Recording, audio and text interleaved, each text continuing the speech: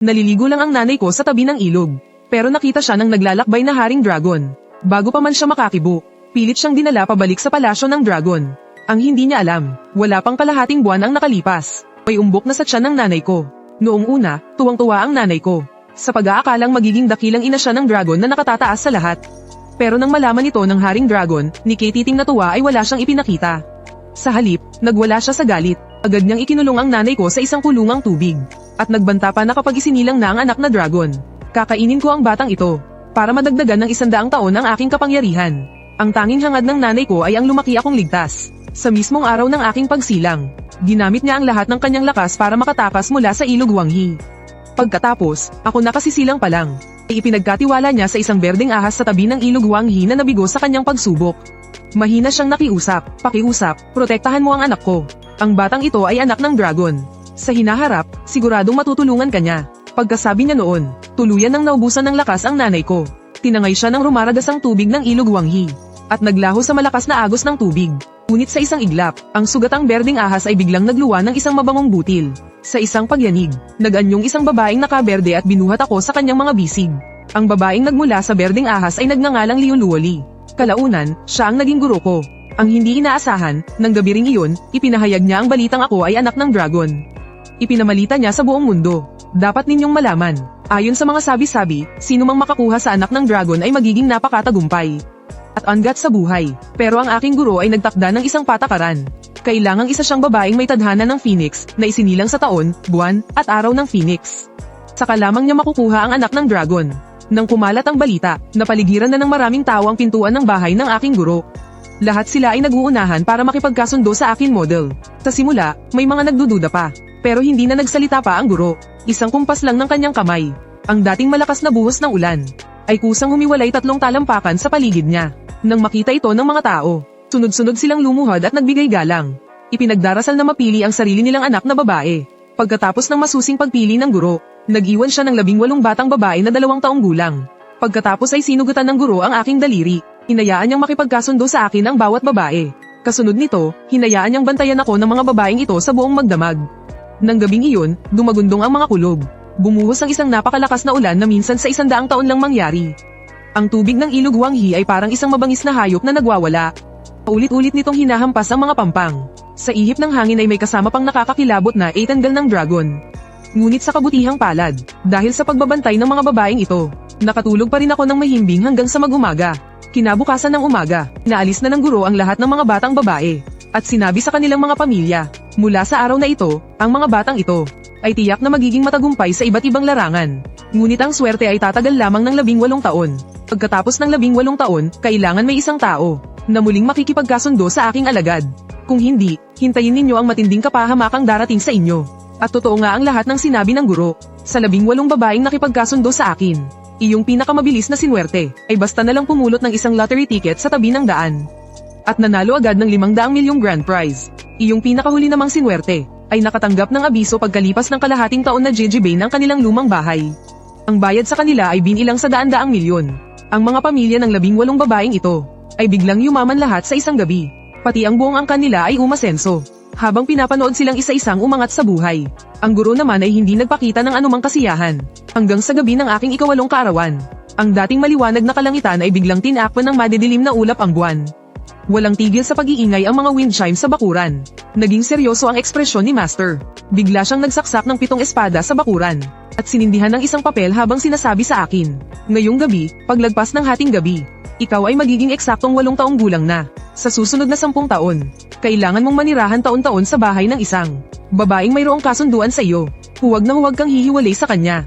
Kapag nakumpleto mo ang 1 taon, lumipat ka sa susunod. Kapag nalagpasan mo ito, mabubuhay ka. Kapag hindi, iyan na ang iyong kapalaran. Master, ano po ang ibig ninyong sabihin? Ikaw ay isang anak ng dragon. Kapag naamoy ka ng hari ng mga dragon, mahahanap ka niya, at lalamunin ka ng buo. Sa loob ng 8 taon mula nang ipanganak ka, taon-taon akong nag-aanyaya ng isang babaeng phoenix na may kasunduan sa iyo, para tumira sa ating tahanan, upang gamitin ang kanilang enerhiyang yin para itago ang enerhiya mo bilang dragon. Pero ngayon, labis nang naubos ang aking kapangyarihan. Kailangan ko nang magtago upang magpalakas ang landas na iyong tatahakin. Ikaw na ang baalang mag-isa. Pagkasabi nito, lumuhad si Master sa harapan ko. Nakita ko sa kanyang mga mata ang isang kaseryosohang hindi ko pa nasaksihan kailanman. Nagising na ang iyong mga gintong mata ng dragon. Pero sa ngayon, wala ka pang kakayahang protektahan ng iyong sarili. Bago ka tuluyang magising ng lubusan, kailangan mong magpanggap na bulag. Ito ay tinatawag na pagtatakip sa sarili. Pagkatapos niyang magsalita, iniabot niya sa akin ang isang pares ng salaming pang-araw. At ang mga address ng tahanan ng 10 pang natitirang babae. Sa sandaling iyon, binigyan niya ako ng isang malalim na titig. Pagkatapos, ang kanyang anyo ay unti-unting naging transparent, at sa huli naging isang hibla ng asol na usok, na naglaho sa gitna ng kadiliman ng gabi. Kinabukasan, isinuot ko ang salaming pang-araw, habang mahigpit na hawak ang 10 piraso ng kahoy na may nakaukit na address ng mga babae. At mag-isa akong lumabas ng bahay. Bumunot ako ng pangalan ng isang babae. Sinundan ko ang address at pumunta sa syudad. Nang malapit na ako sa bahay ng babae, nagkunwari akong nagtatanong ng direksyon. Nahanap ko ang daan papunta sa pintuan ng bahay nila. Pinindot ko ang doorbell. Ang nagbukas ng pinto ay ang nanay ng babae. Inilabas ko ang tanda ng aming kasunduan noon. Nagmakaawa akong kupkupin nila ako sa loob ng 1 taon. Noong una, medyo magalang pa sa akin ang babae at ang pamilya niya. Pero habang tumatagal, nang malaman nilang pumanaw na ang aking guro, tuluyan nang nagbago ang pakikitungo nila sa akin. Tandang-tanda ko pa, noong 14 na taong gulang ako, nakatira ako sa bahay ng ika-6 na babae. Ang pangalan ng babaeng iyon ay Bai Tingting. Napakaganda na niya. Ang kanyang mga mata ay parang bulaklak na kumikinang. Mahahalata mo na ang bakas ng kanyang pambihirang kagandahan sa hinaharap. Bawat kilos niya ay parang isang senyorita. Noong nakatira ako sa bahay nila, hindi man lang niya ako tinignan ng maayos. Itinuring niya ako na parang alagang hayop. Hindi lang sa ayaw niya akong makasama sa isang kama. Mahigpit din niyang ipinagbawal na hawakan ko ang kahit ano sa mga gamit niya. At ang mas nakakainis pa, dahil nakita niyang bulag ako, inuutusan niya akong hugasan at masihihin ang mga paa niya araw-araw. At kunin ang tuwalya niyang panligo. Kapag hindi siya nasisiyahan, hindi niya ako hinahayaang kumain o matulog. Minsan, hindi niya pa ako pinapapasok sa bahay. Pagsapit ng araw na aalis na ako matapos ang 1 taon. Kahahakbang ko palang palabas ng pinto. Nagpaputok pa sila ng rebentador para magdiwang. Ang sunod-sunod na putok noon, ay parang mga karayom na tumutusok sa puso ko. Noong mga sandaling iyon, puno ako ng galit at sama ng loob. Sa mga sumunod na araw, lubos kong naramdaman kung ano ang ibig sabihin ng makitira sa iba. Sa bawat pagtapak ko sa bahay ng bagong babae, ang laging sumasalubong sa akin ay mga tingin na para akong basura. At iba't ibang paraan ng pagtataboy sa akin nang hindi gumagamit ng masasakit na salita. Sa gitna ng mga malamig na titig at pang-aalipusta na iyon ako namuhay. Habang lumalaki ako sa bawat araw, pabuti na lang at hindi ko sinayang ang panahon. Sa mga nagdaang taon, hindi ko lang natutunan ang lahat ng kakayahang ipinasa sa akin ng aking maestro. Kundi napukaw ko rin ang natutulog na lahi ng dragon sa aking pagkatao. Minsan akong pinayuhan ng maestro ko na huwag akong kikilos. Dahil sa oras na kumilos ako, malalantad ang katotohanang hindi ako bulag. At sa oras na iyon, ang Dragon King na gustong lamunin ako, ay agad-agad akong mahahanap dahil sa aking amoy.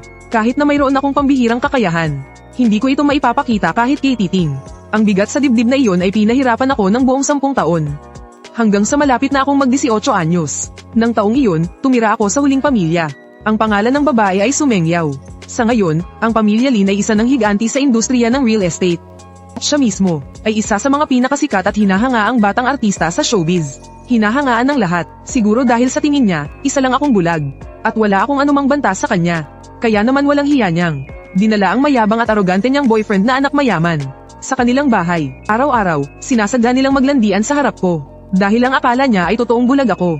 At wala akong nakikita. Isang gabi nga, para lang makahanap ng thrill, ay sinadya pa nilang gawin iyon sa mismong harapan ko. Nandyan pa rin yung bulag, nakaupot na katingin. Hindi ka ba nandidiri dyan? Hayaan mo na yan. Para lang namang tuod yan. Hindi naman nakakakita. Halika na, dali. Nang mga sandaling iyon, ang mga bastos na tunog at nakakasulasok na amoy, ang bumalat sa aking buong paligid. Isa itong pagtataksil sa harap mismo ng aking mga mata. Pero hindi ako maaaring magpadala sa galit. Kuyom na kuyom ang mga kamao ko. At wala akong nagawa kundi ang pagmasdan sila.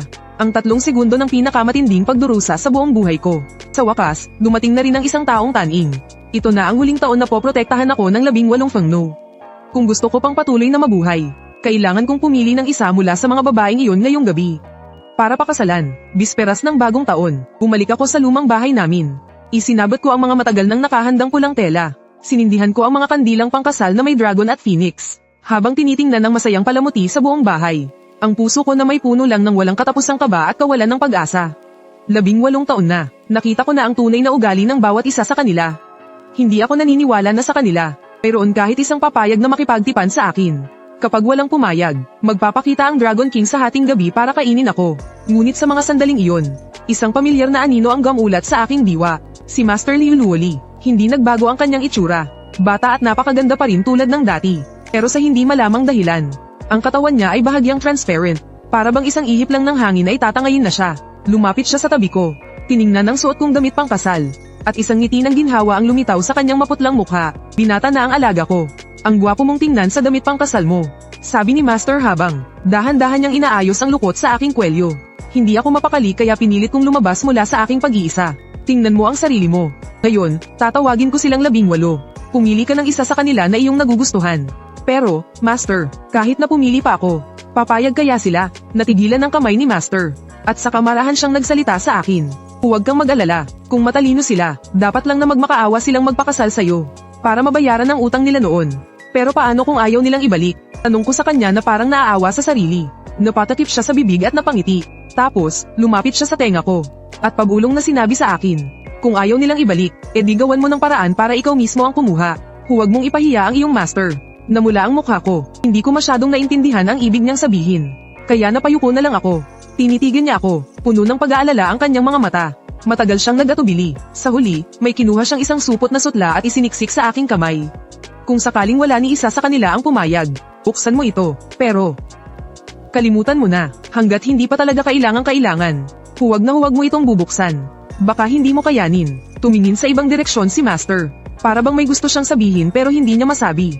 Tatanungin ko na sana kung ano yon. Pero kinuha na ni Master pabalik ang tabletang may nakaukit na address ng isang babae. At lumabas na siya ng bahay. Master, kung ayaw po nilang pumunta, hayaan niyo na lang po. Huwag na po kayong basta-basta gumamit ng mahika. Puno ng pag-aalalang sigaw ko. Pero sa bakanteng bakuran, ako na lang ang natira. Mahigpit kong hawak-hawak ang supot. Balisa akong naghintay hanggang sumapit ang gabi. Sa wakas, may narinig akong malakas na ugong ng makina mula sa malayo. 18 mag-agarang sasakyan ang nakapila. At huminto sa tapat ng sira-sira kong bakuran. Bumukas ang mga pinto ng sasakyan. Bumaba ang 18 magagandang babae. Masasabi ko talagang nakakaganda ang magandang kapalaran. Lahat sila'y balingkinitan ang pangangatawan. Halos masilaw ako sa naghahabaan nilang mga binti. Kaya naman nagsuot ako ng shades. At nagpatuloy sa pagpapanggap na bulag. Alihim ko silang inoobserbahan. Pagpasok pa lang ng 18 babae sa bakuran. Ang dating malawak na espasyo ay biglang naging masikip. Naging tensyonado ang sitwasyon. Hindi lang amoy pabango ang nasa hangin. Kundi pati na rin ang tensyon na hindi nakikita. Pero ang nakapagtataka, bawat isa sa kanila ay may bitbit na itim na plastic bag. Tila may laman itong mabigat na bagay sa loob. Si Bai Tingting ay nakasuot ng maikling palda na may asul na disenyo. Matangkad ang kanyang tindig, at may malamig at mapagmataas na tingin. Pero hindi ko makakalimutan ang mga araw na pinilit niya akong maghugas at masihihin ang mga paa niya. Si Su Mengyaw naman ay may suot na itim na coat. Sa ilalim nito ay isang lilang bestida. Kitang-kita ang pagiging anak mayaman niya dahil sa kanyang tindig. Hindi may tatago ang maganda niyang katawan. Pero tinraidor niya ako, kaya ayoko na sa kanya. Si Wang Chengcheng ay nakasuot ng isang nag-aalab na pulang damit. Kahit na mukhang hindi natural ang kanyang mukha, ang suot niya ay sumisigaw ng ambisyon.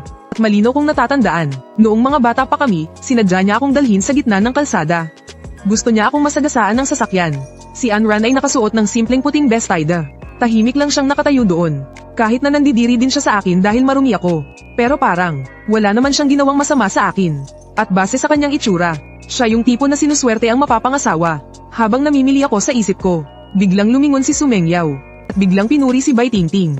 Ate Tingting, ang haba naman ng mga binti mo. Pwede nang gawin saklay. Bakit hindi na lang siya ang piliin mo? Ang sinabi ni Su Mengyaw ay nagpatawa sa iba. Gaya ng inaasahan, ayaw nilang lahat sa akin. Pero noong mga sandaling nawawalan na ako ng pag-asa, isang tinig ang nagpaalab ng aking pag-asa. Ama na, Su Mengyaw. Mahiya ka naman sa pinagsasabi mo. Ano man ang sabihin ninyo, lahat tayong nandito, ay ikinasal na kay Chen An noong bata pa tayo. Kung talagang pipiliin niyang makipagkontrata sa isa sa atin, karapatan niya pa rin yun. Ang nagsalita ay walang iba, kundi si Bai Tingting, na nooy kung utusan ako ay parang alipin. Anong karapatan? Akala mo ba nasa sinaunang panahon pa rin tayo? Hindi ko kinikilala ang anumang kontrata sa kanya. Kung ano man ang mangyari sa kanya, wala akong kahit kititing na pakialam. Malamig na sabi ng isang babae. Nagbigay na rin ng kani-kanilang opinyon ng ibang mga babae. Nakita kong tumayo si Bai Tingting. At dahan-daang lumabas mula sa karamihan. At sinabing, kinain na ba ng aso ang mga konsensya ninyo? Tingnan ninyo ang mga branded na suot natin. Ang mga mamahaling kotse sa labas. Alin dyan ang hindi natin nakuha mula sa swerteng dala ni Kuya Chen An? Huwag kayong maging walang utang na loob. Natahimik ang buong lugar. Lahat sila ay natameme sa mga binitawan niyang salita. Hindi ako makapaniwalang napatingin kay Bai Tingting. Nagkamali ba ako ng pagkakakilala sa kanya? Siya na dating pumilit sa aking hugasan ng mga paa niya. Ang senyorita na turing sa akin ay alipin. Ay matalas lang pala magsalita pero mabuti ang puso. Pero hindi nagtagal, mula sa karamihan. Si Su Mengyao, na nakasuot ng mamahaling puting bestida, ang unang bumasag sa katahimikan. Anong utang na loob? Hindi ba't lahat tayo ay pinrotektahan siya? Sa loob ng 1 taon. Kung hindi dahil sa atin, matagal na siyang patay. Quits na kami, di ba? Oo nga, matagal na tayong quits. Inirapan din siya ng katabing si Wang Chengcheng. Halata ang pandidiri sa mukha niya. Sarili niyang kamalasan yun. Sino pa bang masisisi dyan? Sa tingin ko, siya pa ngayon ang ayaw tayong tantanan. Dahil ayaw ninyong lahat, kung ganun ay hayaan nyo na lang akong magpakasal sa kanya. Utang ko ito sa kanya bilang si Bai Tingting. At ngayon ko na ito babayaran. Ano, siya pa mismo ang nag-alok na makipagtipan. Sa sumunod na sandali, dahan-daang naglakad si Bai Tingting papunta sa bahay. Nagulat ang ibang mga babae. Nagsigawan sila, talaga bang pipirma ka para sa kanya? Ngunit matapos ang pagkagulat, isang ngiti naman ang lumitaw. Sa kanilang mga mukha na tila natutuwa sa kapahamakan ng iba. Kuya Chen-an, nandyan ka ba? Mula sa labas ng pinto ay may narinig na isang matamis na tawag. Si Bai Tingting. Sa sobrang pananabik, nanginginig ang mga kamay ko. Nagpanggap akong sobrang lampa. Kinakapa ang pinto gamit ang 2 kamay. Para maging mas kapani-paniwala ang pag-arte ko. Sinadya kong hindi tumingin sa aking danaranan. At nadapa ako ng malakas sa may pinto. Agad na nagtawanan ng malakas ang lahat sa bakuran dahil dito. Nagmamadaling tumakbo si Bai Tingting para itayo ako. Kuya Chen-an, ayos ka lang ba? Sa sandaling iyon, totoong naantig ako.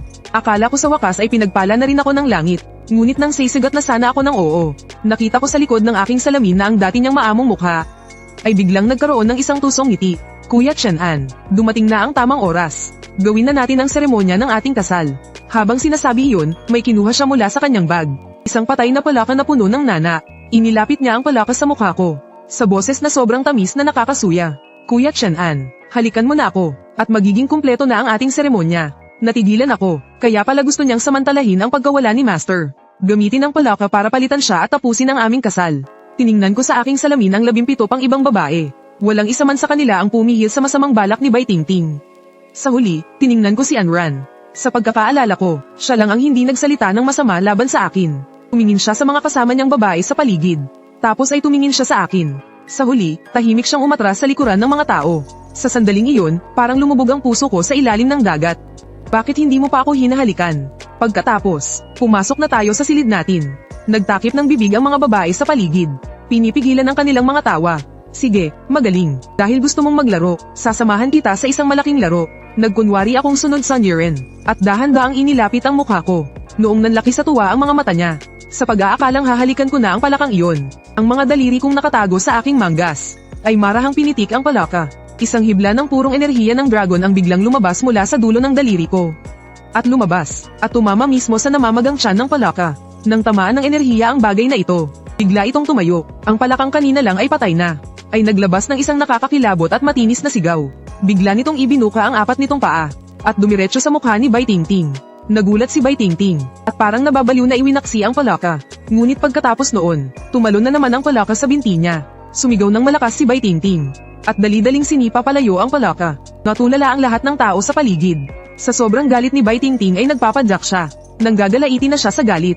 Hindi niya maintindihan kung paanong ang palakang kanina lang ay patay. Ay bigla na lang tumayo. Habang tinitingnan ng kaawa-awa niyang itsura, nagkunwari akong walang alam. Sinadya kong lakasan ang tanong ko. Tingting, anong nangyari? Ungol ba yon ng palaka?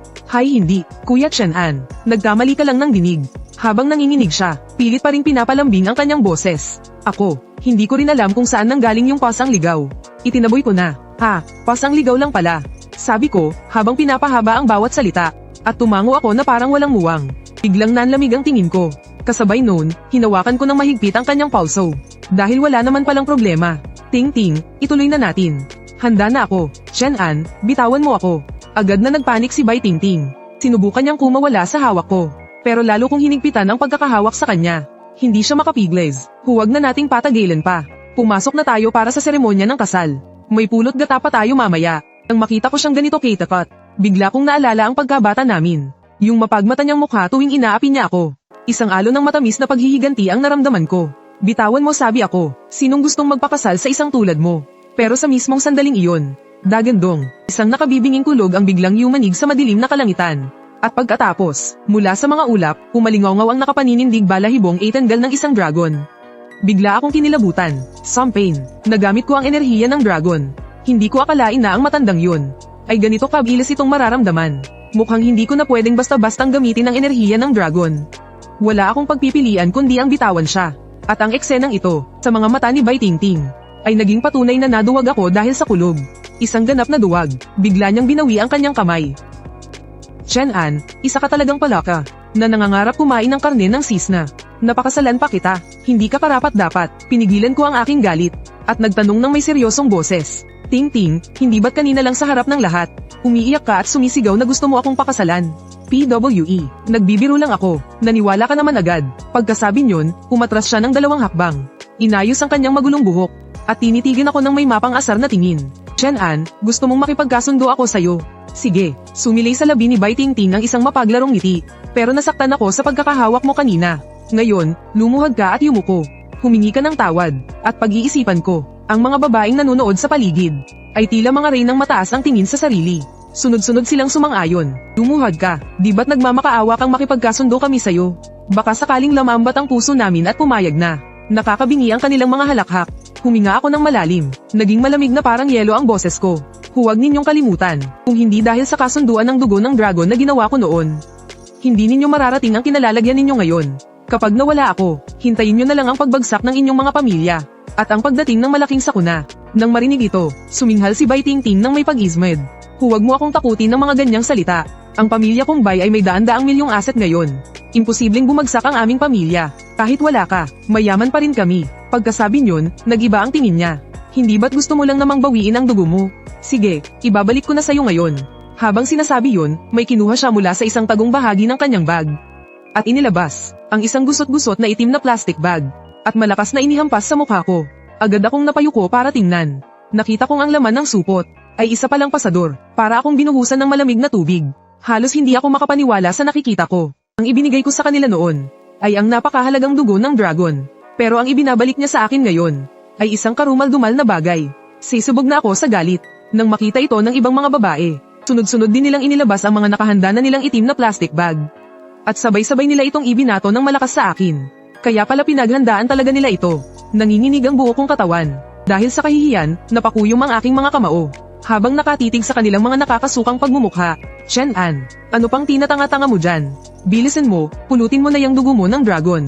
Ay, oo nga pala. Nakalimutan mo na ba? Bulag siya. Siguradong hindi niya yan makikita.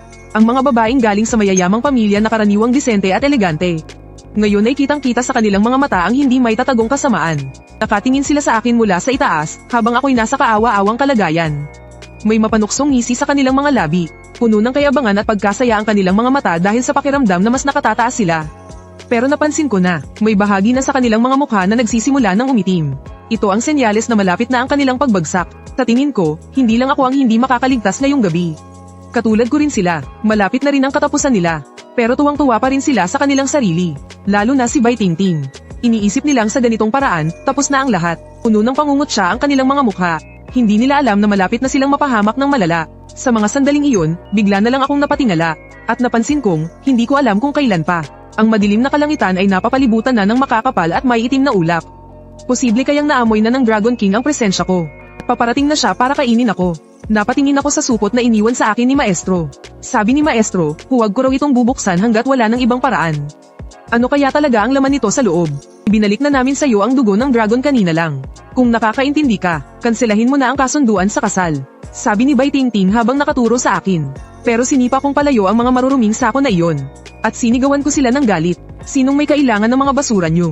Alisin nyo lahat yan. At isa pa, kung hindi ako makaligtas ngayong gabi, idadamay ko kayong lahat. Ang sinabi kong iyon ay lubos na ikinagalit ng 18 babae. Sinaman nila ako ng tingin.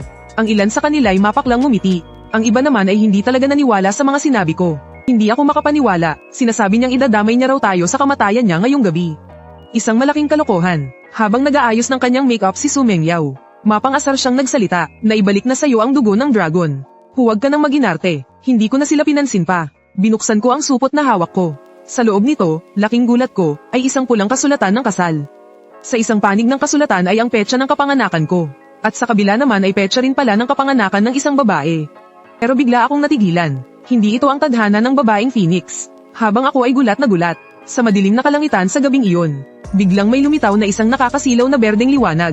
Isang pamilyar ngunit makapangyarihan at malamig na boses. Tila nagmula sa kalangitan, agad na umalingaw-ngaw sa buong bakuran. Tingnan ko lang kung sino ang mangangahas na hindi magpakasal ngayong gabi. Kasabay ng pagbitaw niya ng salita, isang napakalakas na puwersa ang biglang bumagsak. Sinabay Tingting at ang iba pa na paalis na sana sa bakuran ay biglang nakaramdam ng panghihina ng kanilang mga tuhod. Halos hindi sila makagalaw dahil sa tindi ng presensya. Mabilis akong napatingala at nakita ko sa bubungan ng isang napakagandang anyo na nakasuot ng berde. Sumasayaw sa hangin ang kanyang kasuotan. Sa ilalim ng liwanag ng buwan, ang ganda niya ay parang isang panaginip. Si Master, kahit na isa na lamang siyang anyong kaluluwa. Sa sandaling ito, ang titig niya ay sintalim ng isang espada. Malamig niyang sinuyod ng tingin ang bakana ng bakuran. Ang grupo ng mga babaeng nanginginig sa takot. Ano, aalis na kayo matapos makuha ang gusto ninyo? Akala niyo ba ay walang sino man sa pamilya Liu? May bahagyang pagkamapaglaro sa kanyang boses. Ngunit puno ito ng autoridad. Fairy Liu Luoli, hindi sa hindi kami sumasang-ayon. Kaya lang, iisa lang siya. Paano naman kaming lahat magpapakasal sa kanya? Aliwanag ni Wang Chengcheng na tila naapi. Ang mga katabi niya ay naglakas loob ding sumang-ayon. Oo nga naman, isa pa, hindi pa nga tiyak kung mabubuhay pa siya ngayong gabi. Gusto niyo bang bago pa man kami ikasal, ay maging biyuda na agad kami? Manahimik kayong lahat, nanlamig ang magagandang mata ni Liu Luoli. Sa isang kumpas ng kanyang mahabang manggas, isang hindi nakikitang puwersa ng hangin ang biglang umikot. Ang alikabok sa lupa ay marahas na tumama sa grupo ng mga babae. Napahiyaw sa sakit ang mga babae, at napatalsik sila ng ilang hakbang paatras. Lahat sila ay napasuray-suray. Ngunit galit man, hindi sila nang ahas na magsalita, pero malinaw kong nakita na ang medyo nanganganinag ng anyo ni Master ay bahagyang nang inag ng gamitin niya ang kanyang kapangyarihan. Dahilan para lalo siyang magmukhang mahina, biglang kumabog ang dibdib ko. Hindi ko matiis na makitang pilitin pa ni Master ang kanyang kapangyarihan. Agad akong humakbang paara para protektahan siya. Tama na, kung ayaw nila, hindi rin natin sila kailangan. Tinadya kong magpanggap na walang kinatatakutan. At sinabi sa grupo ng mga babae habang may malamig na ngiti. Para malaman ninyo, matagal nang nahanap para sa akin ng aking Master ang ika-19 na itinakdang Phoenix Woman. Mas malakas siya sa inyo ng libu-libong beses. Sa hinaharap, kahit lumuhad pa kayo para magmakaawa sa akin, huli na ang lahat. Pagkarinig nito, nagkatinginan sina Bai Tingting, Su Mengyao, at ang iba pa. Agad na nagpakita ng itsurang tila nakahinga ng maluwag. Ha, may reserba ka naman pala, Kung ganoon, wala na kaming kinalaman dito. Natatakot ang mga babae na baka magbago pa ang isip namin. Kaya isa-isa silang nag-iwan ng mga sarkastikong salita, at umalis sa bakuran na parang tumatakas. Kasabay ng nakabibinging tunog ng mga makina. 18 magagarang sasakyan ang nagunahang tumakas. Inactivate ko ang aking mga mata ng dragon. At malamig na tinitigan ng direksyon kung saan sila umalis. Habang papalabas sila ng tarangkahan ng bakuran. Pabilis na dumilim ang aura ng bawat isa. Nawala ang gintong liwanag na una nilang hiniram. At napalitan ito ng makapal na itim na enerhiya na pumulupot sa kanila. Ito ay malinaw na isang masamang pangitain. Sa wakas, naging tahimik na rin ang bakuran. Bago pa ako matauhan, tumalon pababa si Liu Luoli. At lumapag sa aking harapan. Ang dati niyang matalim na tingin. Sa sandaling tumingin siya sa akin, ay nagpakita ng hindi maaarap na lalim at lamang. Iniabot niya ang kanyang malamig na mga daliri, at dahan-daang pinunasan ng dumi sa aking mukha. Ang kanyang boses ay may pamilyar na tono ng panunukso at paglalamang. Loko ka talaga, kanina lang, marunong ka na palang mag-alala para sa iyong Master. Tiningnan ko ang kasulatan ng kasal sa aking kamay. Medyo nanuyo ang lalamunan ko. Master, kanina, nagsalita lang ako ng kung ano-ano para inisin sila at paalisin. Ang nakasulat sa kasulatan ng kasal na ito, hindi direktang sumagot si Liu Luoli. Sa halip, lumapit siya sa aking tainga at bamulong na may mabangong hininga. Ang totoo, wala namang talaga. Ang ika-19 na babae, natatakot ka ba? Hindi ako takot. Itinaas ko ang aking ulo. Matigas ang aking tingin. Kahit nakainin pa ako ng Dragon King. Ayaw ko nang magmakaawa sa mga babaeng iyon. Pagkatapos kong magsalita, ngumiti si Liu Luoli. Akmang magsasalita na sana siya, nang biglang kumidlat ng malakas sa kalangitan. Pagkaraan ng isang segundo, bumuhos ang malakas na ulan mula sa langit. Nagulat ako, naisip ko, parating na ba ang Dragon King? Tumingala si Liu Luoli sa langit. Seryoso ang kanyang mukha, agad niya akong hinayla papasok sa bahay. At ikinandado ang lahat ng pinto at bintana. Pagkatapos gawin ang lahat ng ito, hinawakan niya ang mukha ko gamit ang dalawa niyang kamay. Napakalambing ng kanyang tingin, at pabulong siyang nagsalita sa akin. Dahil ayaw nilang lahat magpakasal sa'yo. Ako na lang, ang Master mo, ang magpapakasal sa'yo. Pwede ba? Gulat na gulat ako. Ibig sabihin, ang isa pang babae sa kasulatan ng kasal ay ikaw pala, Master. Doon ko lang naalala na iyon pala ang birth details ng babaeng ahas. Huwag mong sabihing hindi ka diwata, Master, kundi isang ahas. Bakit? Ayaw mo ba sa Master mo? Hindi. Paanong mangyayari iyon? Ibinaba ko ang aking ulo. Wala nang oras. Nasa malapit lang ang Dragon King. Kung gusto mong mabuhay, sumama ka sa akin ngayon para sa seremonya ng kasal. Hindi na niya ako pinagsalita pa. Hinayla niya ako at pinaluhod sa harap ng simpleng altar. Matapos ang 3 pagyuko, marahang nagdikit ang mga noo namin ni Master. Sa sandaling iyon, panatag ang loob ko. Bigyan mo ako ng isang patak ng dugo ng dragon. Biglang sabi ni Liu Luoli. Sobra akong kinakabahan. Hindi na ako nag-isip pa. Diretso kong isinubo ang aking daliri. At kinagat ito ng malakas. Damaloy ang sariwang dugo. Agad namang lumapit si Liu Luoli. At isinubo ang aking daliri. Nayanig ang buong katawan ko. Isang kuryenteng nakakakiliti ang biglang damaloy sa buong katawan ko. Umiwas ako ng tingin, hindi ko siya kayang tignan. Ngunit dahil dito, nasa katawan na rin ni Guro ang dugo ng dragon ko. Matapos niyang gamutin ang sugat ko, sumulyap si Guro sa labas ng pinto. Lalong naging seryoso ang kanyang tingin. Tutal, sa labas ng bintana ay kumikidlat at kumukulog. At malakas ang ihip ng hangin. Mayroon pa nga akong malabong narinig na ugong ng isang dragon. Mahal, handa ka na ba? Ang susunod, pupunta na tayo sa ating silid. Namumula at mabilis ang tibok ng puso akong tumango. Sumunod ako kay Guro papasok sa silid. Madilim ang ilaw sa loob ng silid. Matagal akong nag-alangan. Bago ko palang nilakasan ang loob na iunat ang nanginginig kong kamay. Upang ipulupot sa balingkinitang baywang ni Guro. Rinig na rinig ko pa nga ang tibok ng sarili kong puso. Kailanman ay hindi ko pa ito nagawa. Mayroon akong nararamdamang pananabik. At kasabay nito ang isang pakiramdam ng pagkakasala na hindi ko masabi. Hindi tumanggi si Guro. At dahan-dahan ding lumapit sa akin. Noon ko lang napansin, napakalamig pala ng katawan ni Guro. Ang init, ang kanyang boses ay malumanay at nakakaakit. Para bang matutunaw siya sa aking mga bisig. Nanigas ang buong katawan ko. Hindi ko napigil ang magtanong, Guguro, para sa akin, sulit bang kalabanin ang Dragon King? Dahan-daang itinaas ni Liu Luoli ang kanyang ulo. May kumislap na tila katusuhan sa kanyang mga mata. Nilahad niya ang kanyang daliri. At dahan-daang gumuhit ng mga bilog sa dibdib ko. Ikaw talaga, huwag kang masyadong mag-isip. Hindi naman ako ganoon kadakila. 18 taon na ang nakalipas, nabigo akong maging dragon. Pinahirapan ako ng matinding lason ng lamig. Hanggang sa makilala kita, kapag yakap-yakap ko lang ang katawan mong purong yang dragon. Saka lang umiinit ng kaunti ang katawan ko. Natigilan ako sandali, nakaramdam ako ng kaunting pagkadismaya. Pero bilang kapalit, kung gayon, lalo ko pa siyang paiinitin. Bigla akong tinulak ni Master, at binuksan niya ang ilaw. Nanigas ako sa kinatatayuan ko. Kitang-kita sa mukha ko ang pagkalito. Hindi ba ako ang tipo ni Master? Tiningnan ako ni Liu Luoli. At bahagya siyang natawa. Pagkatapos ay seryoso siyang nagsalita sa akin. Isa ka palang mortal ngayon. Masyadong mahina pa ang pisikal mong katawan. Kung magpapatuloy tayo, baka hindi mo kayanin ang karma nito. Pagkasabi niyon, may kinuha siyang isang dakot na bigas mula sa kanyang damit. At inilagay ito sa kama. Ito ang 5 kulay na bigas. Kumain ka ng isang butil bawat araw. Makakatulong ito na patatagin ang iyong katawan. Kapag nabawi mo na ang dugong utang sa iyo ng 18 babaeng phoenix. Saka ka lang lubusang magbabagong anyo. Huminto sandali si Liu Luoli. Yumuko siya at nagpatuloy, pagdating ng panahong iyon. Hanapin mo akong muli. Agad siyang bumangon sa kama at lumabas ng kwarto. May dinala siyang isang taong papel na kamukhang kamukha ko. Sabi niya, gamitin daw ito bilang pamalit sa akin. Baka raw maprotektahan ako nito sa loob ng 1 taon. Sa loob ng 1 taong ito, kailangan kong gawin ang lahat para mapapayag ang mga babaeng phoenix na iyon. Na lumapit at pakasalan ako. Kung hindi, babalik ang Dragon King anumang oras para kunin ang buhay ko. Matapos niya akong bigyan ng mga tagubilin. Bahagya siyang sumuri dahil sa panghihina. Muntik na siyang matamba. Dali-dali ko siyang niyakap. Maestra, anong nangyayari sa'yo? Pinilit kong basagin ang harang kanina. At sinipsip ko pa ang dugo mo ng dragon. Hindi ko na kaya. Namutla ang mukha ni Liu Luoli. Nagsimulang maging transparent ang kanyang katawan. Sa huli, naging isa siyang berdeng ilaw at pumasok sa kasulatan ng kasal. Aking Ginoo, tumakas ka na, bilis. Kahit na sa loob ng 1 taon ay may tatago ang iyong dragon aura.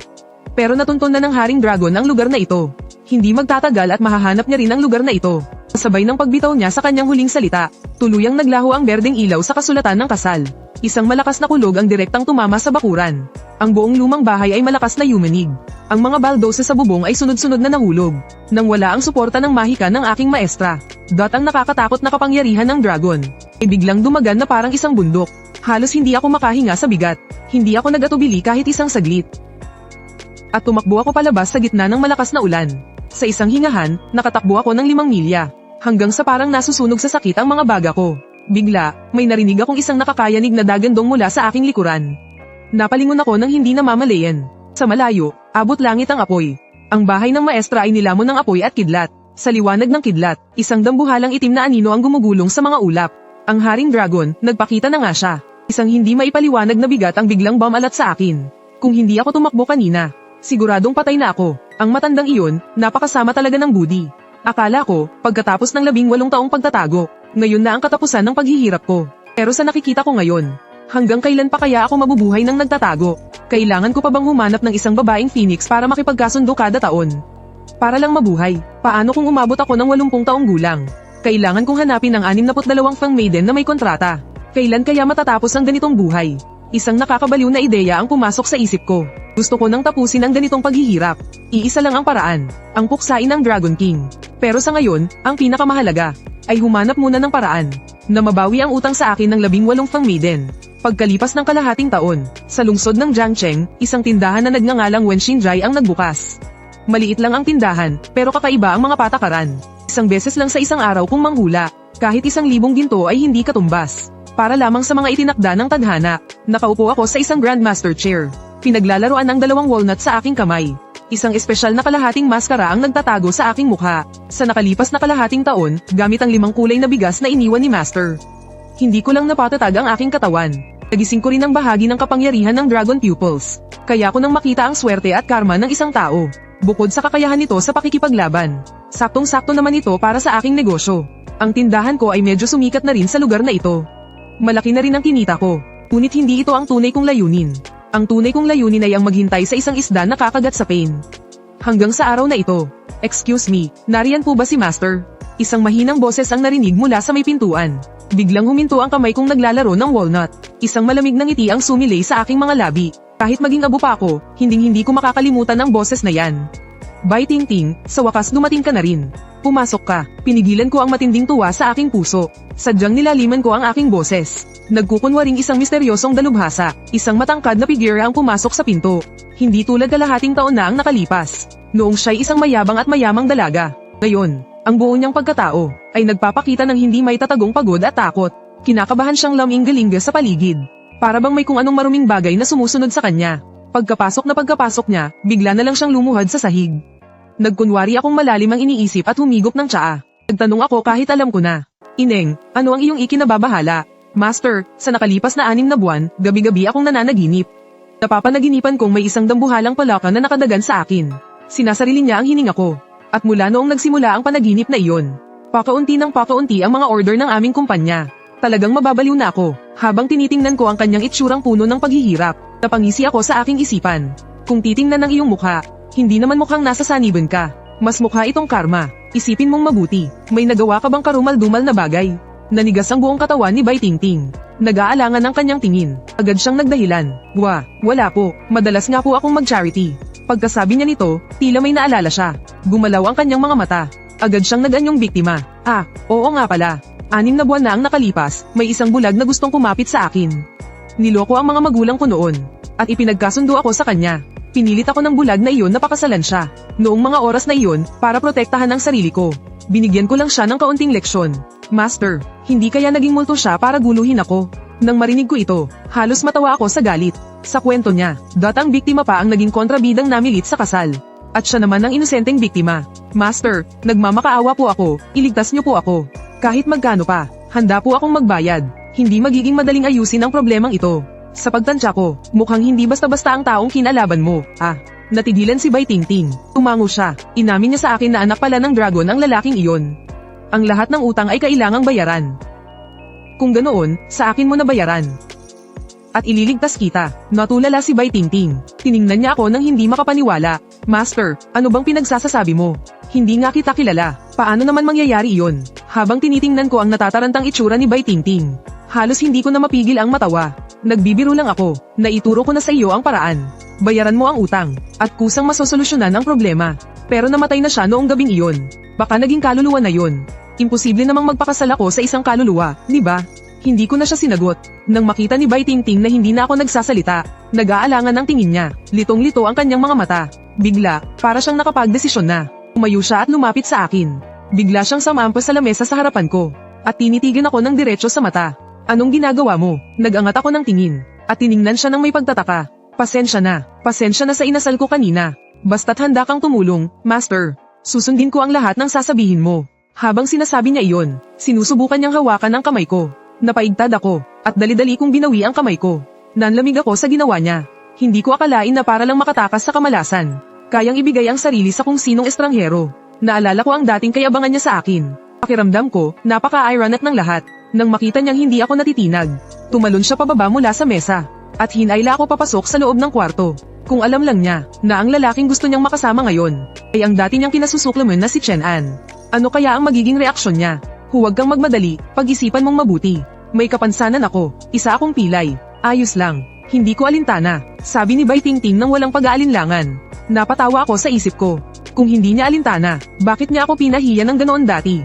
Hindi ko talaga alintana. Idinikit ni Bai Tingting ang kanyang katawan sa akin. At malambing na komandat sa akin. Pero tinulak ko siya palayo. Hindi mo nga alintana, pero ako, may problema ako roon. Napaupo si Bai Tingting sa sahig. Natulala siya, biglang bumuhos ang kanyang mga luha. Tila ngayon lang siya nakaranas ng ganitong kahihiyan. Maestro, ano ba ang nagawa kong kasalanan sa inyo? Bakit niyo po ako na ganito?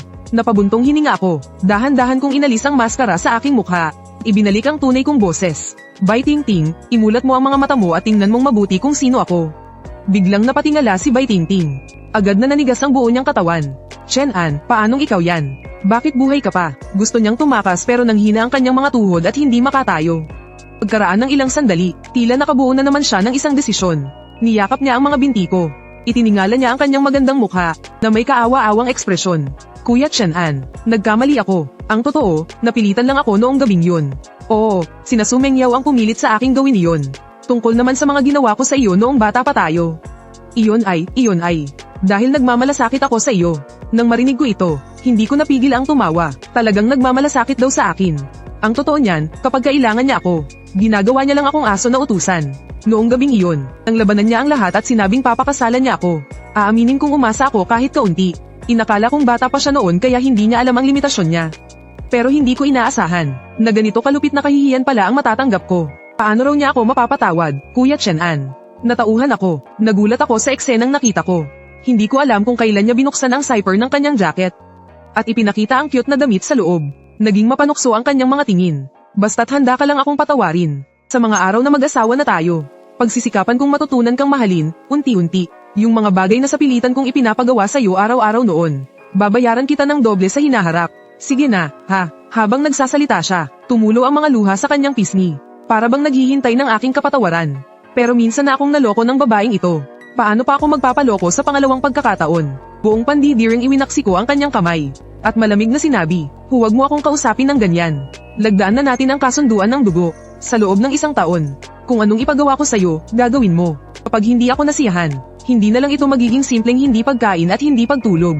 Matapos manahimik ng matagal si Bai Tingting, pinunasan niya ang kanyang mga luha, at tumango. Pagkatapos ay kinagat niya ang kanyang daliri, at lumagda sa 1 taong kasunduang dugo sa akin. Nang makita kong natupad na ang aking layunin, iwinagayway ko lang ang aking kamay, at nagpakawala ng kaunting enerhiya ng dragon, upang pansamantalang pigilan ang itim na enerhiyang bumabalot sa kanya. Nakahinga ng maluwag si Bai Tingting, at nanghihinang napasalampak sa sahig. Basang-basa na ang buong katawan niya sa malamig na pawis. Iniabot ko ang aking kamay, at tinapak-tapik ang kanyang pisngi. Mula ngayon, iisa lang ang misyon mo. Para sa akin, tipunin mo ang natitirang 17 babaeng Phoenix, at dalhin mo silang lahat dito. Makalipas ang 6 na buwan, sa ilalim ng pagkukunwaring isang thank you party. Ang natitirang 17 babaeng Phoenix, ay inimbita lahat ni Bai Tingting sa isang liblib na villa sa gilid ng bundok. Maliwanag na maliwanag ang mga ilaw sa bulwagan. Pero ang grupo ng mga anak mayaman na karaniwang kaaya-aya, ay isa-isang nakasimangot at balisa ngayon. At hindi mapakali, bakit wala pa si Tingting? Hay, minamalas talaga ako nitong mga nakaraang araw. Kahit naglalakad lang sa kalsada, nahuhulugan pa ako ng paso. Ako rin, 3 araw nang bumabagsak ang stocks ng pamilya ko. Kalahati na lang ang natira sa yaman namin. Kung magpapatuloy to, mababang karote na ako. Siguradong yung lalaking yun ang may kagagawan nito. Sana hindi na lang tayo nagsalita ng masama nung araw na yun. Nakaupo si Su Mengyaw sa sofa, at sa sobrang inis ay ibinagsak ang kanyang branded na bag sa sahig. Habang ginugulo ang kanyang buhok, sa tabi niya, umirap naman si Wang Chengcheng na nakasuot ng cute na damit. At may pang-aasar na sinabi, pwede ba? Binibining Lin, ikaw kaya ang pinakamalakas mang insulto nung araw na yun. Ngayong may problema na, mag-isip ka naman ng paraan. Ayokong madamay sa pagbagsak ng pamilya mo. Sa sandaling iyon, biglang dumilim ang mga ilaw sa bulwagan. Mula sa hagdanan sa 2nd palapag, narinig ang mga yabag ng taong. Nakasuot ng isang itim na evening gown si Bai Tingting. Dahan-daang bumaba, pero ang nakapagtataka, hindi siya tumayo sa gitna ng hall. Sa halip, magalang siyang tumayo sa gilid. Para bang nagbibigay daan para sa isang mahalagang tao. Mga kapatid, kumusta na kayo? Pagkatapos niyang magsalita, isang matangkad na anyo ang lumabas mula sa dilim. At tumayo sa gitna ng atensyon ng lahat. Nakasuot ako ng itim na half mask, nakasuot ng itim na tangsuit, at may hawak na folding fan. Pinagmamasdan ko sila mula sa itaas. Bai Tingting, sino ang taong yan? Nakasimangot na tanong ni Su Mengyaw. Hindi siya pinansin ni Bai Tingting.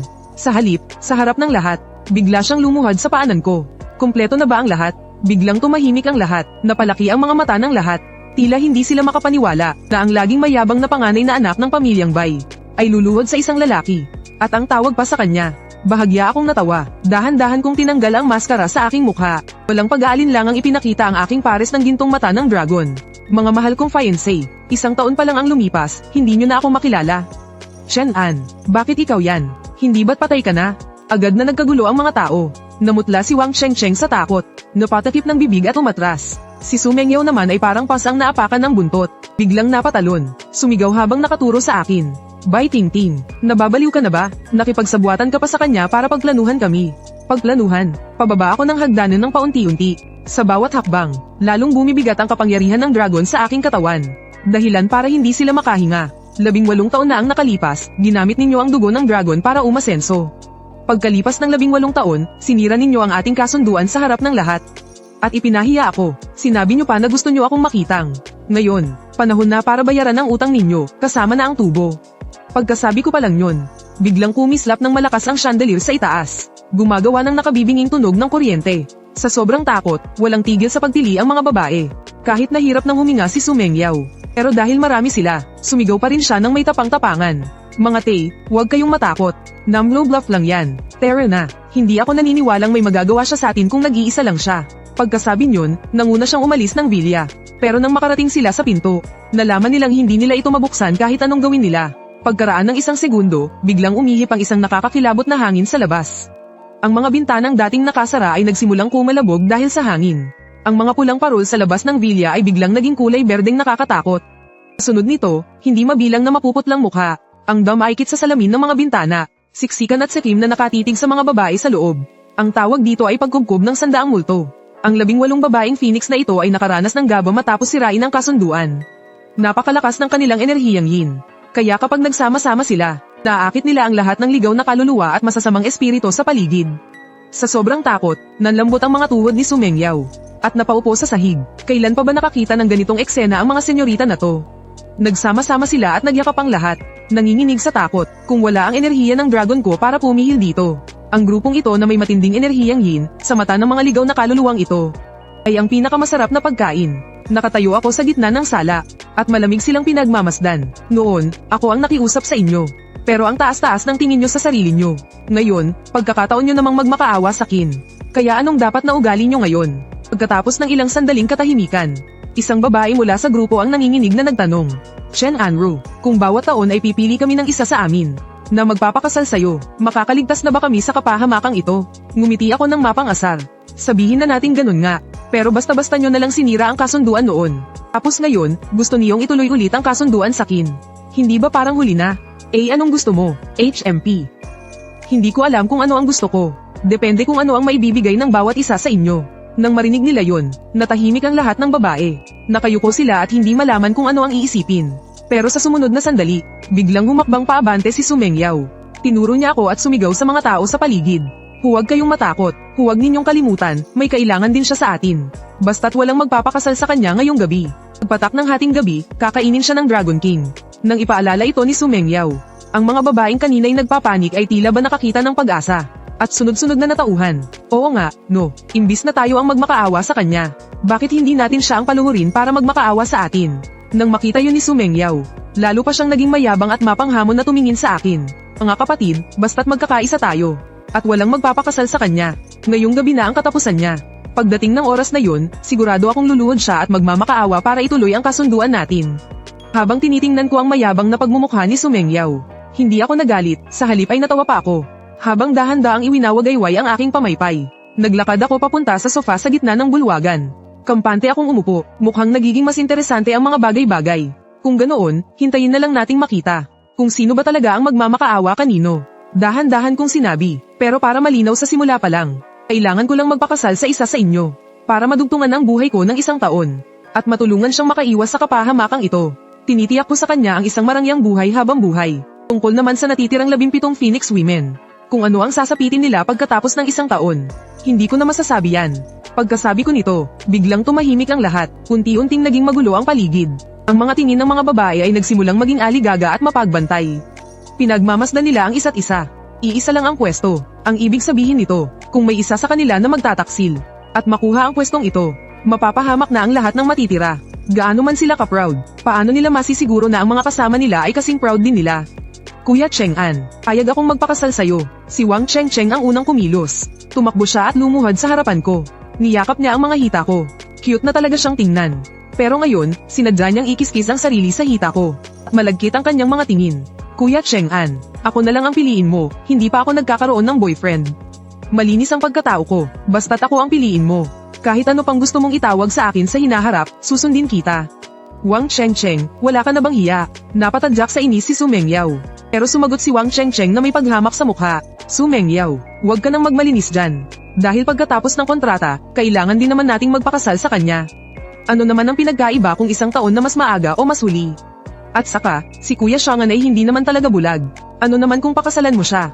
Lumayas ka, ako ang nauna. Kuya Chen-an, mayaman ang pamilya ko. Pwede kong ibigay sa'yo ang lahat ng shares bilang dote. Biglang nagkagulo ang lahat. Yung babaeng kanina lang ay sumisigaw sa likod ni Su Mengyao. Ngayon ay nasa tabi ko na. Si Su Mengyao ay natigilan sa kinatatayuan niya. Habang pinapanood ang nangyayari, tuluyan na siyang natulala. Nakaupo ako sa sofa. Malamig na tinitingnan ng grupo ng mga babaeng Phoenix sa harap ko. Inanunsyo ko na pwede kong i-renew ang kontrata nilang lahat. Pero may isang kondisyon. Pamitik ako. Lumapit sa akin si Bai Tingting. Dala ang isang salansan ng inihandang kasunduan ng dugo. Iniabot niya ito sa akin. Sinabi ko sa kanila na kaya ko silang tulungang makaiwas sa kapahamakang ito. At mailigtas ang yaman ng kanilang pamilya. Pero hindi na sila pwedeng magkaroon pa ng Dragon Lock. Pagkatapos noon, agad akong nag-livestream. Nangako ako na kapag ipinamahagi nila ang Dragon Lock sa lahat ng manonood sa screen, ay pwede na nilang pirmahan ang kasunduan ng dugo. Pero, noong handa na akong makipagkasundo sa kanila, bigla akong may narinig na kakaibang ingay mula sa labas ng bintana. Hindi ito tunog ng hangin, kundi hindi mabilang na matitinis na sigaw. Agad kong ginamit ang aking Dragon Eyes para tumingin sa labas. Nakita ko ang mga dating nakapalibot sa villa, nasikim na nakatitig sa daan-daang kaluluwa sa loob. Ngayon, para bang may naramdaman silang isang napakatinding kaaway, at parang mga baliw na tumatakas kung saan-saan. Sa loob lang ng ilang segundo, naging malinis na ang labas ng villa. Maging ang tunog ng malakas na ulan ay tila huminto. May mali, para makapagpatakas ng daan-daang kaluluwa sa isang iglap. Siguradong may isang malakas na nilalang na dumating sa malapit. Hindi kaya, biglang kumabog ng malakas ang puso ko. Mabilis kong sinulyapan ang lahat ng tao sa hall. Kasama na rin si Bai Tingting na katabi ko. 17 lang silang lahat, kulang ng isa. Biglang nanliit ang mga mata ko. Agad na nawala ang pakiramdam kung kontrolado ko ang lahat. Tumahimik kayong lahat, sigaw ko ng pagalit. Agad na natahimik ang buong hall. Nasaan yung isa pa? Agad kong hinablat si Bai Tingting na pinakamalapit sa akin. Alamig ang titig ko. Sino ang ika-18 Fengno? Bakit hindi siya dumating? Nanginginig sa takot si Bai Tingting. Nanginginig niyang sabi, si Anren. Hindi siya sumasagot sa group chat. At hindi rin niya sinasagot ang mga tawag. Akala ko ayaw niyang pumunta. Anren, pagkarinig ko sa pangalan na yon, agad akong pinagpawisan ng malamig. Naalala ko na, sa 18 Fengno, si Anren lang ang nag-iisang, na hindi ako sinabihan ng masama, noong gabing iyon sa lumang mansyon. Sumagi pa nga sa isip ko, na kung kailangan kong pumili ng isa, sana ay siya na lang. Pero sa lahat ng tao, siya pa ang hindi dumating. Isang malalim na ugong ng dragon ang biglang yumanig sa itaas ng villa. Malakas na yumanig ang buong villa. Kumukurap-kurap ang mga ilaw. Nanlambot at napasalampak sa sahig si Su Mengyao. Ang ibang mga babae ay nagsigawan habang napapahawak sa kanilang mga ulo. At nagtago sa likuran ko. Kitang-kita ang pagkabigla sa mukha ko. At sa sandaling iyon, biglang sumabog at bumukas ang pinto ng villa. Isang babaeng balingkinitan ang dahan-daang pumasok. Siya ang nawawalang ika-18 Fengno, si Anren. Pero ngayon, wala na ang dati niyang pagiging tahimik at mahiyain. Nakasuot siya ng pulang robe na may burda ng isang itim na dragon. Nakalugay ang mahaba niyang buhok. Napakalamig ng kanyang tingin. Mababanaag sa kanyang mga mata ang kayabangang humahamak sa buong mundo. Ang kontrata ay pinirmahan ng aking ina. Nagtamasa siya ng karangyan at kayamanan. Bakit ako ang dapat magbayad para roon? Pagkasabi niyon, dahan-dahan lang niyang itinaas ang kanyang kamay. Sa isang iglap, tila tumigil ang hangin sa loob ng mansyon. At sa aking takot, natuklasan ko na. Ang dating mamula-mulang balat ng 17 Phoenix Maidens ay nagsimulang mamatlas sa bilis na kitang-kita ng mga mata. Binuksan ko ang aking Dragon Eyes. Nakita ko ang isang aninong maitim na nakapulupot sa likuran ni Anran. Sakim nitong nilalamon ang sigla ng buhay sa buong bulwagan. Ang Dragon King ng Yellow River. Sa wakas, naintindihan ko na. Para makatakas sa kapahamakang ito si Anran.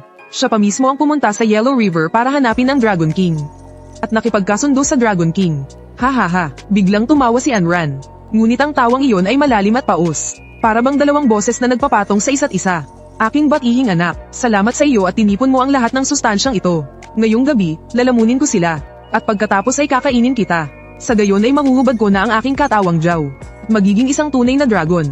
Hindi pa man siya natatapos magsalita. Isang nakakatakot at hindi mapigil ang bigat ang biglang bumagsak. Nanlambot ang aking mga tuhod. At sa pilitan akong napaluhod sa sahig. Isang bunganga ng sariwang dugo ang sumambulat mula sa akin. Ito na ba ang tinatawag na maalamat na laban ng mag-ama? Naramdaman ko ang isang kapangyarihang pumipigil sa akin na nagmumula sa aming dugo. Biglang lumitaw si Anran sa aking harapan. Sinakal niya ang aking leeg. At binuhat ako paitaas. Sinimulan niyang lamunin ang enerhiyang dragon sa aking katawan. Agad akong nakaramdam ng pagka-suffocate. Nagsimulang lumabo ang aking paningin. Naramdaman ko ang matinding kawalan ng pag-asa habang nauubos ang aking buhay. Mamamatay na ba ako? Pero hindi ko pa naipaghihiganti ang aking ina. Hindi ko pa natutupad ang pangako namin ng aking guro. Hindi ko pa nararanasan ang aming unang gabi. Ganito na lang ba ito matatapos? Napakalamig, napakadilim. Unti-unting nahulog ang aking kamalayan sa kailaliman. Hindi ako makapapayag. Bigla na lang sumabog ang gintong liwanag mula sa buo kong katawan. Nagsimulang magising ang isa pang kapangyarihan mula sa aking dugo. Isang malakas na ingay ang narinig mula sa ilalim ng lupa. Agad na sumabog ang sahig ng mansyon. Isang malakas na bugso ng maputik na tubig mula sa Yellow River. Ang sumirit sa langit na parang isang fountain. Agad nitong tinilapon si Anran na siyang lumalamon sa aking Dragon Chi. Sa gitna ng maputik na alon ng tubig, isang anino ang dahan-daang lumitaw. Napapalibutan ng hindi mabilang na mga kaluluwang humahagulgol sa hinanakit. Ang presensyang iyon, si Ina. Agad na namula ang aking mga mata. Sabi ng aking guro, sinelyuhan na siya sa ilalim ng Yellow River mula pa noong ako'y isinilang. Nagdusa sa matinding pagpapahirap, naging isang nilalang na hindi na matukoy kung tao ba o multo. Ngunit sa sandaling ito, siya'y naging isang mabangis na kaluluwa. Sinira niya ang selyo, at hamarang sa aking harapan. Hayop ka, kabit ka na nga lang, naglakas loob ka pang sirain ang mga plano ko. Ang itim na anino na dating sumasapi sa katawan ni Anran ay biglang kumawala, at naging isang dambuhalang itim na dragon. Walang awang pinagpira-piraso ang anyo ng aking ina. Kahit na si Ina ay isang kaluluwa ng Sukdulang Yin. Ngunit sa harap ng Dragon King ng Sukdulang Yang, wala siyang kalaban-laban. Ang kanyang anyo ay unti-unting naglalaho. Chen An, kung nakatadhanang hindi natin matatakasan ang kapahamakang ito, ibigay mo ang iyong dugo ng dragon sa berdeng ahas na iyon. Pinrotektahan ka niya sa loob ng 18 taon. Ngayon, panahon na para suklian mo siya. Nayanig ang buo kong katawan. Habang tinitingnan ang naglalahong anino ng aking ina, mariin akong tumango. Kinuha ko mula sa aking damit ang napakainit na kasulatan sa kasal. Wala nang pag-aalinlangan. Tumingin ako sa grupo ng mga babaeng phoenix sa tabi ko na natulala sa takot. Ano pa ang tinatanga-tanga mo riyan? Bilisan mo at pirmahan ang kasunduan ng dugo model. Ibalik niyo sa akin ang dugo ng dragon. Nang marinig ni na Bai Tingting at Wang Chengcheng at ng iba pa ang sinabi ko. Halos mamatay na sila sa takot. Manhid silang tumango. Nanginginig nilang idiniin ng mahigpit ang kanilang mga kamay sa blood contract. Gintong dugo ang lumabas mula sa pagitan ng kanilang mga kilay. At nagtipon sa aking kamay. Pagkatapos, kasama ang sarili kong dugo ng dragon, ay sabay kong inilagay sa marriage contract. Ngunit sa sandaling iyon, isang nakakakilabot na sigaw ang narinig mula sa harapan. Bigla akong napatingala, nagkasalubong ang aming mga tingin ng lumingon kong ina. Ang dati niyang malabong mukha, ay tila naging malinaw sa sandaling ito. Tumingin siya sa akin, at bahagyang ngumiti. Anak, noong isinilang kita, ni hindi man lang kita natitigang mabuti. Mabuti na lang at lumaki kang ligtas. Pagkatapos, ang kanyang mahinang anyo ay tuluyang nagkawatak-watak. At naglaho sa gitna ng malakas na ulan. Inay, buong pait kong sigaw. Parang sinasaksak ang puso ko. Umungol ang itim na dragon na yumanig sa kalangitan. Ang katawan nito ay naging isang itim na kidlat, na bumulusok pababa sa akin. Sa sandaling tatama na sa akin ang itim na dragon. Ang marriage contract sa aking kamay ay biglang nagliwanag ng nakakasilaw na berdeng ilaw. Lumayas, isang malamig ngunit makapangyarihang sigaw ang umalingaw-ngaw sa buong kalangitan at lupa. Isang dambuhalang berdeng anino ng ahas. Ang biglang lumabas mula sa marriage contract. Ang itim na dragon ay sapilitang naitalsik palayo. Nawala ang berdeng liwanag, at isang napakagandang babae ang dahan-daang bumaba, at pamwesto sa harapan ko para protektahan ako. Ang kanyang berdeng damit ay parang iginuhit. Ang kanyang mahabang buhok ay sumasayaw sa hangin. Para siyang isang diwatang bumaba mula sa langit. Dahan-dahan siyang lumingon. Iniunat ang malamig niyang mga daliri, at marahang hinawakan ng aking mukha. Baka sa kanyang mga mata ang pag-aalala. Ang kanyang boses ay ubod ng lamang. Hanggal, sino ba kasing nagsabi sa iyong magmadali kang labanan siya? Pero, malaki na pala ang aking mahal. Hindi ka na madaling maloloko ng kahit sinong babae. Habang tinitingnan ko ang aking master na humaharang para sa akin, hindi ako nakaramdam ng ginhawa. Sa halip, labis ang aking pag-aalala. Master, tumakas ka na. Huwag mo na akong intindihin, ako ang target niya. Iniligtas mo na ako noon. Hindi mo na kailangang gumawa pa ng kahangalan. Tiningnan ni Liu Luoli ang balisa kong itsura, at bigla siyang napangiti, isang ngiting napakaganda ngunit puno ng kalungkutan. Noong unang beses kitang iniligtas, ay dahil nabigo ako sa pagguhit sa dragon noon. Nang kumalat ang malamig na lason sa katawan ko, ikaw ang nagpainit sa aking katawan. Kaya, Itinuring kong kabayaran iyon sa iyo. Pero iba ngayon. Iba. Anong pinagkaiba? Halos maiyak na ako sa sobrang pag-aalala. Mawawala na ang buhay mo. Ano pang pakialam mo kung iba o hindi? Ngunit humakbang siya palapit. Marahan ngunit mariing hinawakan ng aking mukha. At tumingin ng diretso sa aking mga mata. At seryosong nagtanong, anong tinawag mo sa akin kanina? Master, mali. Ang kanyang boses ay matatag at desidido. Dapat asawa, ang itawag mo sa akin. Hindi mo ba alam? Ang kalikasan ng ahas ay likas na mabuti. Ngunit sila rin ang pinakatapat at marugdob kapag nakapili na. Hanggang sa kamatayan, hindi magbabago. Akmang magsasalita na sana ako. Nang mula sa mga guho sa di kalayuan, ay biglang umalingaw-ngaw ang isang aroganteng halakhak. Inaalog ng itim na dragon ang dambuhala nitong ulo. Muling lumipad pabalik sa himpapawid. Sinuri si Leo Luwali mula ulo hanggang paa. Puno ng pang-aalipusta at panunokso ang kanyang mga mata. Akala ko pa naman kung sinong Diyos ang dumating. Ikaw lang pala, itong hamak na ahas na nabigo sa pag-akyat sa langit. Isang hamak na ahas, naglalakas loob na magyabang sa harap ko. Talagang hindi mo alam kung saan ka lulugar. Ngayon, isasama na rin kitang kainin. Nanlamig ang tingin ni Leo Luwali. Binitiwan niya ang pagkakahawak sa mukha ko. Humarap siya sa itim na dragon. Bumalong sa kanya ang isang nakakakilabot na Hungarian pumatay. Subukan mong saktan ang aking asawa. Kung ganoon, maglaban tayo. Pagkasabi niya niyan, kumilos siya na parang kidlat. Naging isang guhit ng berdeng pulang liwanag at pumailan lang sa langit. Muli siyang sumalpok sa itim na dragon. Ang dalawang anyo ay bumasag sa bubungan. Sa isang iglap, napuno ng kidlat at tulog ang kalangitan. Nag-alimpuyo ang may itim na ulap. Sa pagitan ng mga ulap, paminsan-minsay nakikita ang anyo ng isang ahas at isang dragon. Ang bawat pagbabanggaan nila, ay may kasamang nakabibinging dagandong. Para bang guguho na ang langit. Ngunit unti-unting nanaig ang itanggal ng dragon.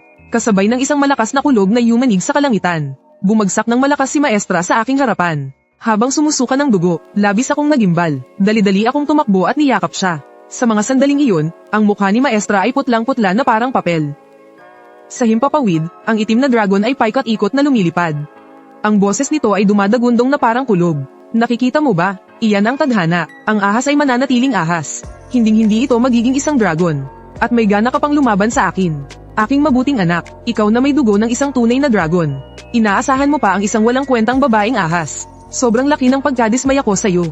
Mahigpit na mahigpit kong niyakap si Leo Luwali. Parang dinudurog ang puso ko. Bumibigat ang aking paghinga. Nararamdaman ang nasa loob ng aking katawan. Ang dugo ng tunay na dragon na nagpapanginig sa akin. Luwali, salamat sa pagprotekta mo sa akin hanggang sa paglaki ko. Hindi ba't matagal mo nang gustong maging isang dragon? Ngayon, tutulungan kita. Sa sumunod na segundo, binaligtad ko ang mga ugat sa aking buong katawan. At tinipon ang lahat ng dugo ng dragon sa aking puso. Pagkatapos ay bigla kong iniluwa ang dugo mula sa aking puso. At isinalin ito sa katawan ni Leo Luwali. Huwag, tila may napagtanto si Leo Luwali. Nagpakawala siya ng isang matinis na sigaw. Ngunit huli na ang lahat. Isang nakakasilaw na haligi ng gintong liwanag. Ang sumabog mula sa aking katawan. At pagkatapos ay pumasok sa katawan ni Leo Luwali. Naramdaman ko ang mabilis na pagkaubos ng aking buhay. Ang dati kong malakas na katawan ay agad na nanghina. Ang enerhiya ng dragon na kasama ko na mula pa noong isinilang ako ay tuluyang naglaho. Ang pumalit dito ay isang matinding lamig na tumatagos hanggang sa aking mga buto. Alam ko na mula ngayon, habang buhay na akong malulugmok sa kadiliman. At magiging isang pambihirang nilalang na may tadhana ng sukdulang yin. Habang naliligo sa gintong liwanag, si Leo Luwali ay biglang lumaki. Muli siyang naging isang higanteng berdeng ahas. Pagkatapos, isang himala ang nangyari. Ang dati niyang berdeng mga kaliskis ay agad na naging kulay pilak. Sa ilalim ng kanyang tiyan, tumubo ang apat na malalakas na kuko. Sa ibabaw ng kanyang ulo, isang pares ng mariringal na sungay ang lumabas. Sa sumunod na segundo, isang mariingal at makapangyarihang tunay na dragon na kulay pilak ang gumala sa kalangitan. Sa sandaling iyon, nagbago ang kulay ng langit at lupa. Ang lahat ng bagay ay nanginig. Hindi ito maaari. Paano magiging isang tunay na dragon ang isang ahas? Sa wakas, nakita ang takot sa mga mata ng itim na dragon. Tumalikod ito para tumakas. Ibinuka ng pilak na dragon ang bibig nito. At isang nakakatakot na hininga ng dragon ang bumuga, model. Agad niyang pinatigil ang itim na dragon na nagtatangkang tumakas. Pagkatapos, ginamit niya ang kanyang kapangyarihan ng espasyo. Sa isang iglap, bigla siyang lumitaw sa itaas ng itim na dragon. Ang dambuhalang kuko nito, taglay ang kapangyarihang kayang pumilas sa kawalan. Ay buong lakas na ipinanghampas. Ang dambuhalang katawan ng itim na dragon ay agad naging itim na usok na kumalat sa kalangitan. At naglaho kasama ng madidilim na ulap. Pagkaraan ng isang saglit, lumitaw sa kalangitan ang makukulay at maswerteng ulap. Ang swerte ng dragon ay bumuhos na parang malakas na ulan sa lupain ito. Pero sa sandaling iyon, hindi ko na kinaya. Nanghina ang katawan ko at bumagsak ako paatras. Nang babagsak na ako sa lupa, isang mainit na yakap ang sumalaw sa akin. Habang nanlalabo ang aking paningin, nakita kong mabilis na lumiliit ang dragon na kulay pilak. At muling nag-anyong tao, idinampin niya ang kanyang noo sa noo ko. Naramdaman ko ang isang malambot na dampi sa aking mga labi. Kasunod nito, isang alon ng init ang damaloy sa aking katawan. Mahal ko, matulog ka na ng mahimbing. Iyon ang mga huling salitang narinig ko. Nagdilim ang aking paningin, at tuluyan akong nawalan ng malay. Hindi ko alam kung gaano katagal ang lumipas. Dahan-dahan kong iminulat ang aking mga mata. Nakahiga ako sa aking kama. Maliwanag ang sikat ng araw sa labas ng bintana. Sa tabi ng kama ay may isang sulat at kasulatan ng kasal. Kahit nang hihina, binuksan ko ang sulat. Ang sulat kamay ni Luoli ang bumungad sa akin. Mahal ko, kapag nababasa mo na ang sulat na ito, nakaalis na ako, noong gabing iyon, para matulungan akong maging dragon. Isinakripisyo mo ang iyong sariling ugat dragon. Dahil doon, tinamaan ka ng sumpa ng sukdulang kadiliman. Kahit napatay ko ang haring dragon, hindi ko kayang tuluyang alisin ang madilim mong kapalaran. Ang tanging magagawa ko ay isalin sa iyo ang lahat ng aking kapangyarihan. Para pansamantalang pigilan ng iyong kapalaran. Ngunit dahil dito, kailangan kong muling pagdaanan ang aking pagsubok. Ang 18 phoenix na babae ay pumirma na sa isang kasunduan ng dugo. Mula ngayon, bawat taon, may isang dalagang phoenix na titira sa iyong vilya. Para pigilan ang iyong sukdulang yin na tadhana. Mabuhay ka ng mabuti. Magkita tayong muli kung tayo'y itinadhana. Ang iyong nagmamahal na asawa, si Liu Luoli. Pagkabasa ko ng sulat, para bang napuwing ang mga mata ko. Habang di narama ang init na naiwan sa sulat. Tanga, sino ba ang may kailangan sa kanila? Mula noong araw na iyon, nagkaroon ng isang kakaibang milyonaryo sa lungsod ng Jiangcheng. Nagbabantay siya sa isang vilya na walang katao-tao. Taon-taon, nagpapalit siya ng magandang mapapangasawa. Pero kailan may hindi niya sila ginalaw. Lagi lang siyang nakaupo sa hardin ng maghapon, nakatulala. At ang paghihintay na iyon ay umabot ng habang buhay. Ilang taon ang lumipas, isang puntod na nag-iisa ang itinayo sa likod ng bundok. Walang litratong nakadikit sa lapida. Tanging isang linya ng mga salita ang nakaukit dito. Puntod ni Chen An, asawa ng minamahal niyang si Liu Luoli. Umihip ang hangin sa mga damuhan. Tila may isang maliit na berdeng ahas na dahan-daang gumagapang. Buong pananabik itong pumulupot sa lapida. Isang gabi, makalipas ang 8 taon. Sa loob ng isang sirasirang bahay na putik sa nayon ng Yinshan. Isang payat at maliit na batang lalaki. Inaantok pang bumangon mula sa kanyang higaan. Kinukusot ang inaantok niyang mga mata, pumunta siya sa likod bahay para umihi. Biglang may narinig na kaluskos mula sa damuhan. Nang yumuko ang bata para tingnan, isang maliit at sugatang berdeng ahas ang nakapulupot doon. Habang inilalabas nito ang kanyang dila, ang pares ng malinaw nitong mga mata ay mariing nakatitig sa kanya. At bahagyang namumuo ang luha sa mga ito.